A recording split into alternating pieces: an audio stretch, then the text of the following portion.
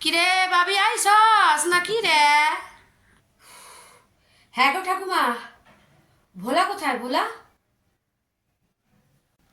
সোলা? এখন তুই সোলা খাবি কে? অফিস দিয়ে আইসস সোলা খাবি? তোরে কইছি না, বারবার কইছি তো যে যা খাবি একটু কিনিয়া লইয়া আইবি। তা তুই কেনস না, এখন কইতে আসিস সোলা খাবো। ঠাকুমা কিছু শুনতে পাও না, বলছি ভোলা।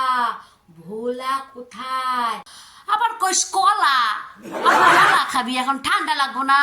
কি যে কইস তুই বুঝি না বাবা, কি বলিস? দূর বাবা, বলছি ভোলা কোথায়? ভোলা ভোলা কোথায়? তালা? তালা নিয়ে করবো কি?